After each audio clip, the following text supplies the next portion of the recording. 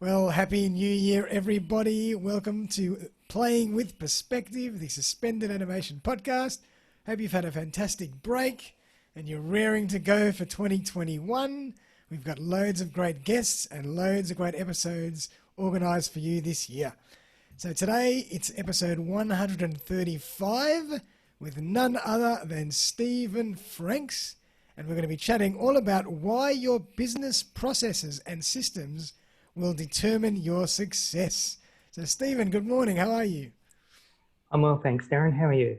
Very well. Did you have a nice break? I did. It was great. Yeah, The relaxation, catching up with some family and friends, just in Sydney. absolutely. No, that's fantastic. Me too. Now, for everybody out there who hasn't met Stephen before, Stephen is the founder of Higher Purpose Accounting Advisory, which helps service-based small businesses, particularly in health, wellness, disability, and not-for-profit, realize their higher purpose. He helps them identify business processes hindering business performance and streamlines these to improve efficiency and sustainability while educating and providing accountability. Stephen has 25 plus years experience in accounting and business administration with commerce, public and not-for-profit sectors in both Australia and the UK, working for large and small organisations prior to commencing his business a few years ago. He's also the author of a #1 Amazon best-selling book, How the NDIs Can Work for You. So Stephen, welcome to the show. Looking forward to having a great chat about business systems today, which is going to be a great topic to get everybody set up for this year. Yes, and thank you for having me on your show, Darren. Mate, my pleasure. So, I'd That's great. love to hear your story. Obviously, you've been working for large organizations in the corporate world for some time. What were the things that made you decide, nah, I'm going to leave and start my own business and help small businesses do it better? Okay, so it's been a lot of years working as an employee or a contractor, learning skills and gaining experience across commerce, public and Yep. not-for-profit organisations, both in Australia and the UK. And, it was across a range of environments, communication, training. I worked for Sydney Airport for a while, recruitment, the environment and health. And much of it was looking at how things could be improved from a reporting to processes and systems, and including automating manual processes and things like that. So I felt that I could offer my services to businesses themselves as an advisor and help them improve all these sorts of areas. Perfect. So basically, it's helping frustrated business owners establish robust financial administrative management in their business so they can find efficiencies and help them achieve their higher purpose and simplify complexities that that they have or they feel they have within their business. Nice. And I have particular focus on the health, wellness and not-for-profit, as well as the disability sector as well, because they're great client-facing organisations, but generally they need their admin and finances improving in some way. Definitely. I think we all do. I love that phrase, higher purpose. Tell us, how did you come up with that and what does that mean really for you? Okay. I came up with it because at the time I was thinking, I guess, about what it was I wanted to achieve,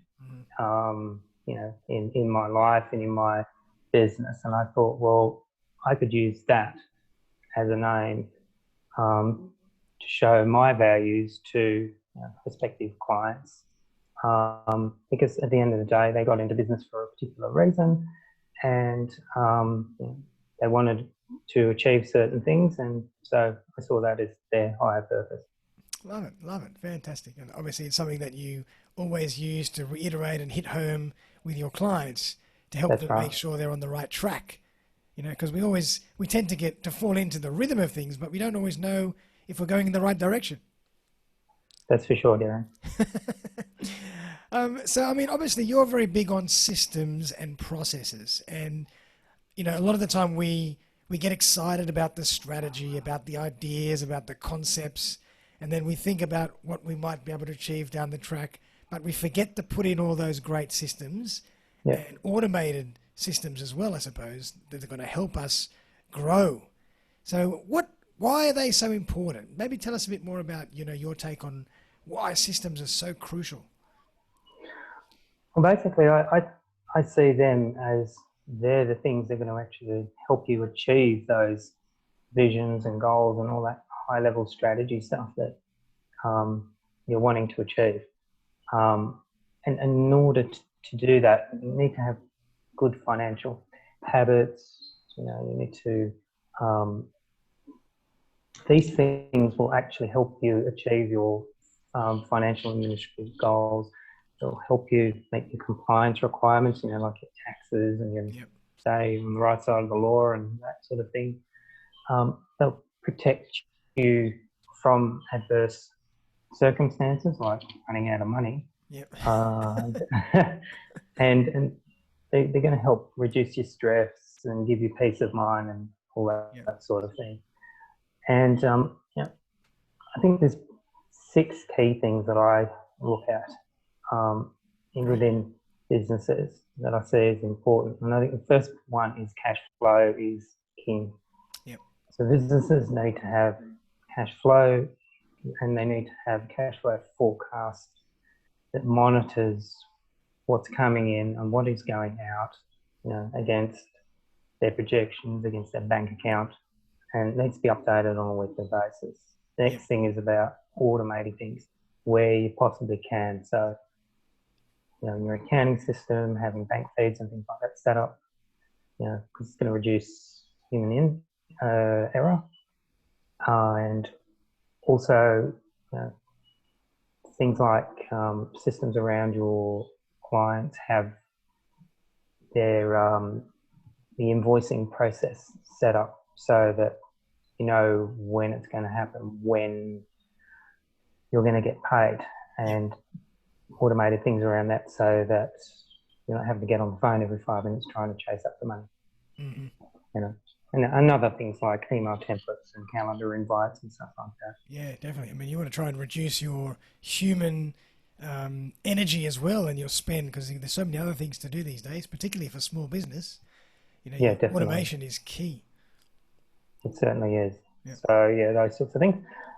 Keeping in regular contact with your accountant is really important. Many small businesses in particular, they're only in contact with them every 3 months, and it's more for the compliance things around, BAS and payroll and those kind of things.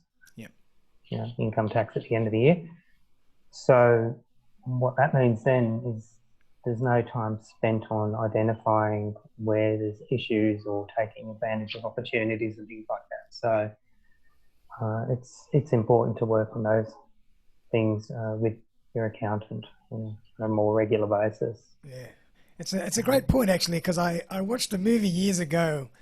It was called Dinner Rush. I loved it. It was a bit of a mafia movie with Danny Aiello, and he buys a restaurant, but he sits at this table always with his lawyer, and it struck me how important it is to have a good lawyer and a good accountant with anything you do in business because Yes. they're your mastermind team. You've always got to be at arm's length, be able to call your lawyer or your accountant for advice because there's always something that you're going to be needing to run by them over time. So it's a really good point. Yeah, absolutely. And create a budget every year Yep. and review it, monthly, quarterly, whatever works best for you. So you can see what it is you hoped as opposed to what actually happened, and you can make adjustments. Don't do what some people do. They create this thing and then they store it, and then at the end of the financial year, when they're getting towards the end of the year and thinking about the next, then they pull it out and go, oh, we didn't achieve that. So Yeah. you can't do that. You just got to look at it regularly and see what you can change. Things change, and business is dynamic. So Definitely. 100%. so running your financial reports regularly. So from your software particularly your profit and loss and your balance sheet, and looking at that too against your cash flow forecast and things like that, seeing where there's variances and what adjustments you need to make. And then finally, checklists. I'm a big one on checklists. They help you not to forget things, Yep. but they help you have consistency, and they're a great tool for organising things and completeness of tasks and all that. So, yep. And you need them for everything from reconciling your bank account or invoicing and collecting money from people, but also when you're onboarding clients and your marketing side of things. So all that sort of stuff. So you know what needs to be done, what order, and who's doing it. Especially if you've got employees or staff that are supporting you, then you need to know that, and it helps with delegation as well. Yeah, checklists, like what's come to mind for me, checklists are great in forcing you to form great habits as well around business practice. Yeah. After a while, if you use checklists often enough, it just becomes a habit to do those things, and that's what will really keep you in check and make sure that you have everything planned for and forecasted for, and you never run into any surprises. That's for sure. It's sort of, it's kind of accountability first, and then it becomes habit set. Yeah. And so, in terms of your area of expertise, how did you fall into working with those particular sectors, or is it a reason that you concentrate on a few of those sectors in particular? I found at the start that many of those types of businesses were the ones that I was drawn to, or they were the ones asking questions or connecting with me. Mm-hmm. But also too, my skill set and that works well to go with those people, and they also fit in with my values as well in terms of the higher purpose and helping others. Yeah. So you tend to work with small to medium-sized organisations more so? That's correct. Yeah, and probably it allows you to get a little bit more, a closer relationship with those decision makers and really build strong foundations for working together for the future, rather than being just another name without a face. Yeah, that's right. Yeah, you just become another contractor or something like cog that. in the wheel of the machine. Yeah, for sure. Okay, no, I love it. So Stephen, tell us a bit more about how you actually work, and if people want to come and work with you, is there a process involved? Is there a methodology that you take them through? What exactly can you do for them? So tell us a bit about how you work and what you do for your clients. Yeah, okay. So initially, when somebody comes to me, we have a phone or a Zoom session just to understand a bit more about them, what they're doing, what they are looking for, challenges and things that they're having. And then from that, then we move on to either a face-to-face or a Zoom meeting, and we do a deep dive into identifying what the particular issues are that are affecting the business, what sort of opportunities they need. And I go through a number of questions and a checklist and all that kind of thing to see what sorts of areas they need assistance in. So yes, there's the financial side of things, but there's also things around, do they have a CRM? What marketing are they doing? They might be saying they're not getting any money coming in, but what sort of things are they doing to help it to come in? Yeah. So we're kind of looking at that, so that then it becomes this holistic thing, not just just kind of band-aiding or fixing just one part of it, but in other parts, I think. So then we put together a plan. So I do a mind map, and I create a prioritised plan of action against activities that need to be done and who's going to do it and when, in what order, that sort of thing. And then I help them implement it. So, I guide them, I educate them, I organise or actually create the automations and that, and the documentation and things like that. and I also facilitate connections with other experts to look at those things that are out of scope of what I actually do.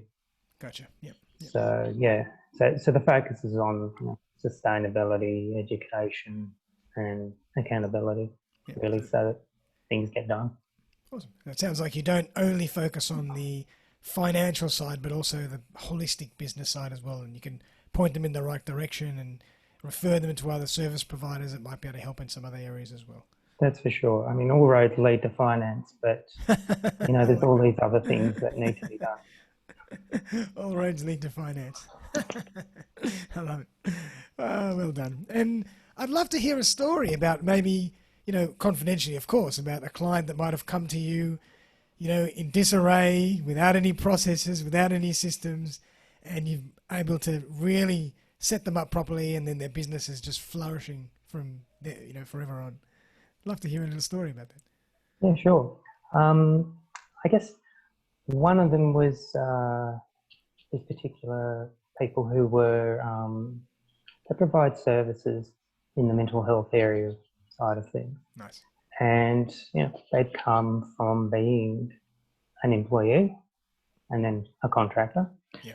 And they thought, I can do this myself.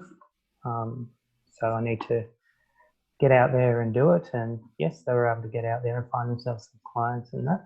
And they set up some sort of booking system, and I started seeing people, and people, create an invoice and send it out or whatever. But what wasn't in place was this holistic approach around how they were gaining the clients, but also the systems and processes that they needed in place in terms of getting paid, keeping track of their expenses and things like that, having information stored appropriately so that as they go through the year, one, they can refer back to it easily, but also two, at the end of the year, then there's those compliance needs and things that they needed as well. And I think also too, around not doing things just out of a spreadsheet, but having proper system in place around their accounting and around their client management and all that. So that was where I was able to look at these things and go, okay, well, these are what you're going to need to look at, and then put together a plan around it, and then sort out, the areas of greatest need, and then go on from there. And now they're at the point where they're not relying on the spreadsheet. They've got a proper system to actually put everything in, and things are coming in that are automated, and things are linked to the bank accounts and all this kind of stuff. So it's a whole lot better for them. And they're moving on. They're doing so much more. And they still keep in contact with you regularly just for general advice and counsel? Yeah, that's right. Yep, awesome. It's a really good point you made about choosing the right systems, because for me that's always a bone of contention. When you want to put together a new package or start a new software product or use some new system, there are so many products on the market, and I just don't know where to start. So it's nice to have someone that can actually say, for your need, choose this or this, rather than trolling through the internet, downloading a million trials and then setting all these things up that aren't going to serve you. And it's a nightmare. I've done it before, and it's a nightmare. Yeah, it can be a great time waster, and also too, you just get a bit stressed out after a while. Then you just give up. You say, forget it. I'll just go back to my spreadsheet. Well, that's it. Yeah, they just have partially implemented things because they don't understand properly how to get the best out of it. So yeah. Fantastic. Well done. Now, I believe you've just recently released a #1 Amazon best-selling book. Is that correct? That is correct. So tell us a bit about this book and how this book came about. Okay, and I also have a hard copy version. Oh, there we go. As well. So, yes. So initially it came out as an Amazon Kindle book, and then a few months later, hard copy version as well. So, so basically the book is how the NDIS can work for you, and So the NDIS is the National Disability Insurance Scheme, and it's the biggest change in healthcare since the 1980s. Wow. And so it means changes for all Australians, particularly for people with disabilities, their carers and their families, and also for the providers and the government. Yep. And the participants now have greater choice and control over what sort of supports and things that they can have and who can provide them and when. Which, in the old system, there was an old block funding system, and quite often people would be just told, well, you can have this support, that support, or whatever, because that's offered in your local area. And so people were missing out. Right, So wow. it certainly opened the doors to people now in what they can achieve. Awesome. So So it's so kind of a good little snapshot into how the NDIS can work properly for you if you don't know. Yeah, most definitely. When I wrote the book, it's to help the providers in particular to be able to navigate the system, because I want more businesses to be able to be successful, and that will in turn then bring greater outcomes for the participants themselves. Right, yeah. I saw providers struggling in this space, and with the new ways of having to do things, they had manual processes, or they had things in place that served the old system but not the new, so they weren't able to get things happening the way they needed to. So, and also too, sometimes their finance and admin and that wasn't their skill set. They're wanting to help clients and get the best outcomes for them. So it was about making things better for them. So that's kind of where the idea of it came from. But although the book is written for the NDIS providers, the concepts in the book can be applied equally to any sort of business anyway. Yep. Yeah. And any individual, I suppose, that wants to use and utilize the NDIS system for them too. Yeah, that's right. So they get some understanding of that as well, because the book starts out talking about how the scheme works, what sort of opportunities there are in the system for participants as well as the providers, and what systems and processes and things you have in place, the importance of your planning and marketing and these strategies and things in place as well, and then connecting effectively with other providers as well, because these people quite often will need more than one type of support. So being connected to other providers in that space will enable them to help more people. Gotcha. Yeah, and that's pretty much it. Yeah. So and so far the feedback's been all positive from the people who've read it, which is great. So I know that it's meeting the need of the people out there. Well, it's a #1 best-selling book. It must be meeting the needs of enough people out there. Yeah, that's for sure. And I'm assuming that it came about by the fact that a lot of your clients in the medical sectors were asking you a lot of questions about the NDIS and how they can use it and what the implications as well, etc., etc. That's right. And then there was other people who were asking me questions about, they operate outside the NDIS, so they might provide health and medical services that they could provide to these people, but they could also be providing other services like marketing and finance or IT services, that there, or a whole range of things that need to support the whole system. You can support even the government in some respects with certain things. So there's quite a scope of things that can be used and tapped into. Fantastic. So it's the biggest change in the system since the 80s, is it? It is. Wow, that's incredible. It's a big change. That's incredible. Well done. Wow. And how long did it take to write the book?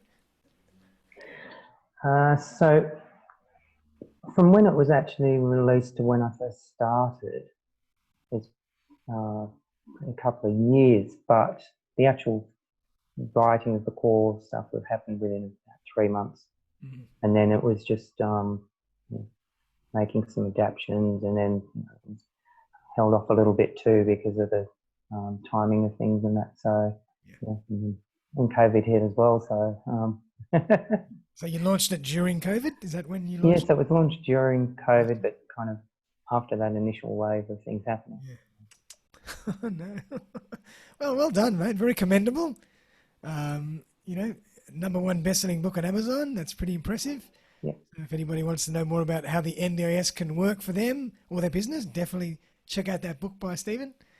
But Stephen, it's been an absolute pleasure having you on the show. Really appreciate you coming in. The first one for 2021. Maybe tell the audience how they can find you and connect with you if they want to talk more about how you can help them with their business. Yeah, so they can pretty much connect to me via LinkedIn and Facebook, also on my website, and also too, you can look up my book on Amazon, and I have an Instagram page as well.